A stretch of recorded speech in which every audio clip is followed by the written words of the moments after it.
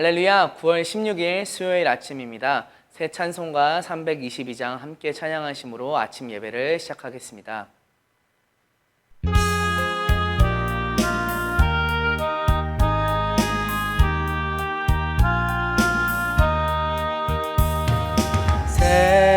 세상의 헛된 신을 버리고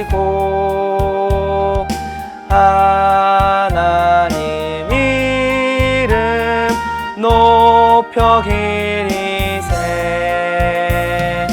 온 천하 백성 모두 나와서 다 같이 하나님만 섬기세. 세상의 헛된 우상 버리고 인간의 모든 부귀영화와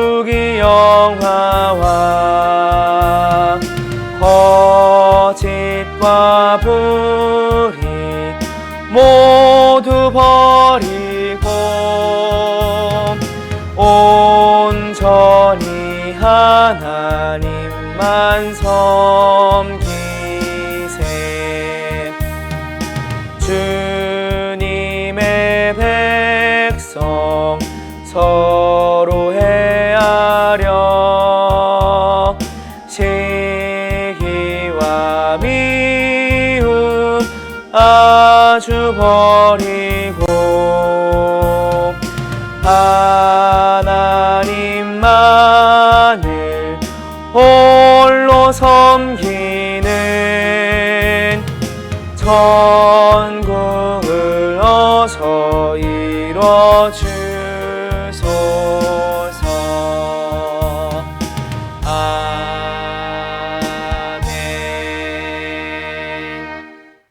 네, 오늘 저와 여러분에게 주신 하나님 말씀은 예레미야서 32장 16절부터 35절 말씀입니다. 말씀을 본문으로 슬픔과 정의가 공존하는 이라는 제목으로 은혜를 나누도록 하겠습니다. 성경을 제가 봉독하겠습니다. 내가 매매 증서를 네리야의 아들 바룩에게 넘겨준 뒤에 여호와께 기도하여 이르되 슬프도소이다. 주 여호와여, 주께서 큰 능력과 표심팔로 천지를 지으셨사오니 주에게는 할 수 없는 일이 없으시니이다. 주는 은혜를 천만인에게 베푸시며 아버지의 죄악을 그 후손의 품에 갚으시오니 크고 능력 있으신 하나님이시오. 이름은 만군의 여호와이시니이다. 주는 책략에 크시며 하시는 일에 능하시며 인류의 모든 길을 주목하시며 그의 길과 그의 행위의 열매대로 보응하시나이다. 주께서 애굽 땅에서 표적과 기사를 행하셨고 오늘까지도 이스라엘과 인류 가운데 그와 같이 행하사 주의 이름을 오늘과 같이 되게 하셨나이다. 주께서 표적과 기사와 강한 손과 표심팔과 큰 두려움으로 주의 백성 이스라엘을 애굽 땅에서 인도하여 내시고 그들에게 주시기로 그 조상들에게 맹세하신 바 젖과 꿀이 흐르는 땅을 그들에게 주셨으므로 그들이 들어가서 이를 차지하였거늘 주의 목소리를 순종하지 아니하며 주의 율법에서 행하지 아니하며 무릇 주께서 행하라 명령하신 일을 행하지 아니하였으므로 주께서 이 모든 재앙을 그들에게 내리셨나이다. 보옵소서, 이 성을 빼앗으려고 만든 참호가 이 성에 이르렀고 칼과 기근과 전염병으로 말미암아 이 성이 이를 치는 갈대아인의 손에 넘긴 바 되었으니 주의 말씀대로 되었음을 주께서 보시나이다. 주 여호와여, 주께서 내게 은으로 밭을 사며 증인을 세우라 하셨으나 이 성은 갈대아인의 손에 넘기신 바 되었나이다. 그때 여호와의 말씀이 예레미야에게 임하여 이르시되 나는 여호와여 모든 육체의 하나님이라 내게 할 수 없는 일이 있겠느냐. 그러므로 여호와께서 이와 같이 말씀하시니라. 보라, 내가 이 성을 갈대아인의 손과 바벨론의 느부갓네살 왕의 손에 넘길 것인즉 그가 차지할 것이라. 이 성을 치는 갈대아인이 와서 이 성읍에 불을 놓아 성과 집 곧 그 지붕에서 바알에게 분향하며 다른 신들에게 전제를 드려 나를 경노하게 한 집들을 사르리니 이는 이스라엘 자손과 유다 자손이 예로부터 내 눈앞에 악을 행하였을 뿐이라. 이스라엘 자손은 그의 손으로 만든 것을 가지고 나를 경노하게 한 것뿐이니라. 여호와의 말씀이니라. 이 성이 건설된 날부터 오늘까지 나의 노여움과 분을 일으키므로 내가 내 앞에서 그것을 옮기려 하노니, 이는 이스라엘 자손과 유다 자손이 모든 악을 행하여 내 노여움을 일으켰음이라. 그들과 그들의 왕들과 그의 고관들과 그의 제사장들과 그의 선지자들과 유다 사람들과 예루살렘 주민들이 다 그러하였느니라. 그들이 등을 내게로 돌리고 얼굴을 내게로 향하지 아니하며 내가 그들을 가르치되 끊임없이 가르쳤는데도 그들이 교훈을 듣지 아니하며 받지 아니하고 내 이름으로 일컫는 집에 자기들의 가증한 물건들을 세워서 그 집을 더럽게 하며 흰놈의 아들 을의 골짜기에 바알의 산당을 건축하였으며 자기들의 아들들과 딸들을 몰렉 앞으로 지나가게 하였느니라.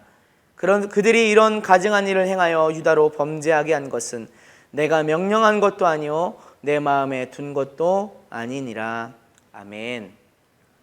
저는 오늘 본문이 길기도 하지만 본문을 해석하는 과정이 참 어려웠습니다. 그것은 왜냐하면 예레미야의 기도가 어떤 속마음으로 드리고 있는 것인지 파악하기가 어려웠기 때문입니다.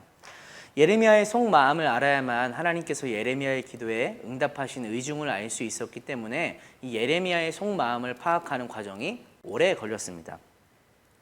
본문에서 예레미야가 드리는 기도의 내용을 간추려 보면 이렇습니다. 먼저 예레미야는 자기의 슬픔을 고백하며 기도를 시작합니다. 왜 슬픈지 이유를 바로 말하지 않기 때문에 본문의 해석이 어려워지기도 하는 그런 부분입니다.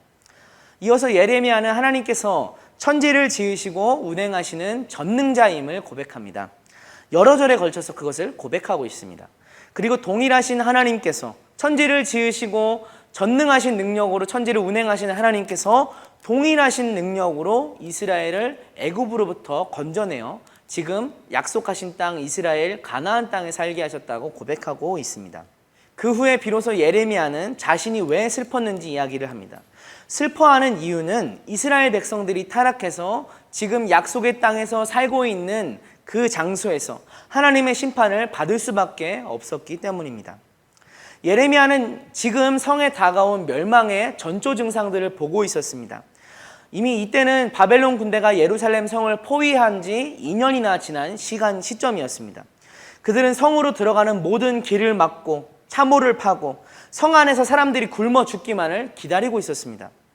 사람들은 군사력 때문에 죽을 뿐만 아니라 먹을 것이 없어서 기근해 죽기도 했고 그 안에 갇혀 있다 보니 그 안에서 발생되는 전염병 때문에 죽기도 했습니다. 그런 광경을 보면서 예레미야는 드디어 진짜로 정말로 하나님의 심판이 예루살렘에 이르렀구나 하고 생각하게 되는 것입니다. 그리고 그것이 비록 유다의 죄로 말미암은 하나님께서 주시는 공의로운 심판이었다 할지라도 사랑하는 예루살렘이 무너져가는 것, 사랑하는 유다가 망해가는 것을 보면서 예레미야의 마음도 무너져 내렸던 것입니다. 차마 기도 가운데 말하지는 못했지만 하나님께서 혹시나 뜻을 바꿔주시지는 않을까, 내리신다고 하신 심판을 돌이켜서 걷어주시지 않을까 하는 그런 심정으로 예레미야는 기도했을 것입니다.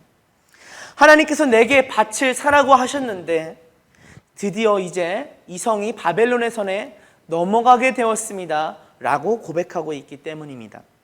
저는 이 예레미야의 기도에서 하나님을 향한 원망을 갖고 있진 않지만 하나님의 심판이 마땅하다는 것을 인정하고 있지만 슬픔을 꾹꾹 눌러 담은 한 선지자의 절규를 묵상하게 되었습니다. 저는 이 예레미야의 모습이 우리들의 삶의 모습과 많이 닮아 있다고 생각했습니다. 우리들은 하나님의 정의로우심을 인정합니다. 때로 하나님의 말씀을 믿지 못하고 의심하면서 흔들리기는 해도 결국에 하나님의 뜻이 정의로우시다는 것을 인정하고 있습니다. 그러나 그 과정 가운데 찾아오는 아픔과 슬픔은 너무나 힘들기만 합니다. 고난, 재난, 환난, 그런 아픔과 슬픔을 겪으면서 하나님의 정의로우심에 대해서 끊임없이 물음표를 던지기도 하고 끊임없이 그 아픔과 고통을 어찌 해야 할지 몰라서 그 아픔과 고통을 어찌 처리해야 될지 몰라서 고민하는 모습이 바로 저와 여러분의 모습입니다. 하나님을 바라보면서도 아픔은 여전히 간직한 우리들의 모습을 발견하게 됩니다. 하나님을 원망하고 따지는 것은 아닙니다. 그렇지만 하나님께 내 슬픔을 어떻게 털어놓아야 할지 몰라서 전전긍긍하고 있는 우리들의 모습을 보게 됩니다. 저는 그런 저와 여러분이 오늘 본문에 나오는 예레미야처럼 기도했으면 좋겠습니다. 그는 하나님께 화가 나는 것이 아니었습니다. 하나님의 계획이 잘못되었다고 부정하는 것도 아니었습니다. 하나님, 내가 아프니까 하나님 계획을 바꿔주세요 하고 떼쓰는 것도 아니었습니다. 그는 단지 있는 그대로의 자신의 슬픔을 하나님께 고백했던 것입니다. 하나님의 뜻을 인정하면서도 그 뜻으로 인해 슬퍼하고 있음을 고백했던 것입니다. 보이는 대로, 느껴지는 대로 상황과 슬픔을 꾸밈없이 기도드렸던 것입니다. 그리고 그 기도에 하나님은 응답하셨습니다. 우리가 너무 자주 저지르는 실수처럼 자기 마음대로 이미 답을 내어버린 기도를 드린 것이 아니라 이해되지 않고 여전히 아프지만 하나님 안에서 답을 찾고자 고민하고 애쓰는 있는 그대로의 예레미야의 기도에 하나님은 응답해 주셨습니다. 우리의 의심 많은 마음을 간직한 채로, 슬픔과 아픈 마음을 간직한 채로 있는 그대로 하나님께 기도하길 원합니다. 그럴 때 하나님께서는 우리의 기도에 응답해 주실 것입니다. 예레미야의 기도에 하나님께서는 이렇게 응답하셨습니다. 물론 오늘 본문이 하나님께서 응답하시는 그 과정을 다 담지 못한 채 그 중간에 잘려있기 때문에 그런 점에서 조금 아쉽기는 하지만 본문이 말씀하는 데까지 하나님의 응답을, 어떤 응답을 주셨는지 함께 살펴보도록 하겠습니다. 먼저 하나님은 저와 여러분이 너무나도 잘 알고 있는 말씀으로 응답하셨습니다. 27절 말씀입니다. 나는 여호와여 모든 육체의 하나님이라 내게 할 수 없는 일이 있겠느냐. 전에 이 말씀만 놓고 보았을 땐 몰랐는데 오늘 말씀을 앞에서부터 쭉 살펴보다 보니까 사실 하나님께서 지금 하신 이 말씀은 앞서서 예레미야가 드렸던 기도를 그대로 가져와서 응수하신 것이었습니다. 예레미야는 17절 후반절에서 이렇게 기도했었습니다. 주에게는 할 수 없는 일이 없으시니이다. 영어 성경으로 보면 이렇습니다. Nothing is too hard for you. 당신께는 할 수 없는 일, 할 수 어려워하는 일이 없으십니다 라는 뜻입니다. 그런데 27절에서 하신 말씀을 영어 성경으로 보면 이렇게 말씀하고 있습니다. I am the Lord, the God of all mankind. 나는 주, 곧 온 인류의 하나님이다. 그리고 이어서 이렇게 말씀하시죠. Is anything too hard for me? 나에게 어려운 일이 있겠느냐? 어디서 많이 본 것 같은 문장입니다. 앞에 17절에서 예레미야가 하나님께 드렸던 기도 Nothing is too hard for you를 그대로 가져와서 하나님께서 27절에서 예레미야에게 말씀하고 계신 것입니다. Is anything too hard for me? 나에게 어려운 일이 있겠느냐? 예레미야가 주님께는 어려운 일이 없으십니다 라고 고백했던 것을 그대로 가져와서 하나님은 예레미야에게 응답하신 것입니다. 네가 인정하고 있는 것처럼 과연 나에게 어려운 일이 있겠느냐? 내가 어떤 일을 하기에 불가능한 일이 있겠느냐라고 말씀하신 것이죠. 이게 무슨 상황일까요? 이게 어떤 의미를 담고 있는 것일까요? 예레미야는 지금 하나님의 전능하심을 인정하면서 천지창조와 출애굽을 고백하면서 하나님께서 유다를 심판하고 계시다고 고백했었습니다. 그 기도에 담긴 속뜻은 이런 것이었을 것입니다. 혹시 전능하신 하나님, 그 동일한 능력으로 천지를 창조하시고 출애굽을 시키신 하나님께서 전능하신 그 능력으로 지금 바벨론의 위협으로부터 구해주실 수는 없는 것입니까? 라고 하는 그만의 마음 가운데, 비록 문자로 드러나게 표현하지는 않았지만 그의 마음 가운데 하나님께 간청하는 그런 마음이 있었을 것입니다. 그 마음을 갖고 슬픈 마음으로 기도했던 것이지요. 그런 예레미야의 기도에 대해서 하나님께서는 나는 물론 모든 것을 할 수 있는 전능자다. 지금 네가 간구하는 대로 예루살렘을 바벨론의 위험으로부터 건져낼 수 있는, 능히 건져낼 수 있는 전능자이다. 하지만 내가 정한 뜻은 지금 유다를 바벨론에 넘겨서 심판하는 것이다 라고 말씀하고 계신 것입니다. 하나님께서 유다를 심판할 수밖에 없었던 이유가 무엇입니까? 이어지는 구절들에 너무나도 적나라하게 나와 있습니다. 유다는 지붕에서 바알들을 분향했습니다. 하나님을 경노하게 했습니다. 왕부터 모든 백성까지 범죄했습니다. 하나님께는 등을 돌리고 얼굴을 보이지 않았습니다. 계속 돌이키라고 선지자를 보내도 듣지 않았고 성전에 가증한 물건들을 세웠습니다. 마침내 자기 아들들과 딸들을 몰렉이라는 우상에게 인신제사로 바쳤습니다. 하나님의 응답을 통해서 저와 여러분은 알 수 있습니다. 하나님께서 능력이 없으시기 때문에 바벨론으로부터 건지시지 못하는 것이 아닙니다. 하나님은 전능하신 분이지만 마치 스위치를 누르듯이 모든 상황을 한 번에 뒤바꿀 수 있는 능력이 있으신 분이시지만 하나님께서 상황을 바꾸시지 않는 이유는 무엇이냐? 바로 죄 때문이라는 것입니다. 죄의 삭은 사망이요 라고 말씀하신 것처럼 죄는 무서운 것이구나 하는 점을 본문에서 우리는 묵상할 수 있습니다. 저와 여러분의 오늘의 삶에서 죄를 경계했으면 좋겠습니다. 죄에 대한 경각심을 분명히 가졌으면 좋겠습니다. 우리는 살면서 너무나 많은 죄의 유혹과 실제로 죄를 범하곤 합니다. 그래서 죄의 결과가 주는 죄의 결과에 대한 두려움을 잊은 채 살아가곤 합니다. 지금 이 시대는 참으로 어두운 시대입니다. 영적으로, 육적으로 어두운 시대입니다. 이런 때일수록 그리스도인들은 죄에 대해서 깨어 있어야 합니다. 죄를 미워하시는 하나님의 마음에 민감해져야 합니다. 내 안에 있는 죄를 보고 그것을 회개하고 나의 오늘의 삶 가운데 죄가 어디서부터 찾아오는지 두 눈을 부릅뜨고 경계하고 죄를 물리치는 하루가 되길 원합니다. 이것을 위해 기도하는 이 시간이 되었으면 좋겠습니다. 함께 기도하겠습니다.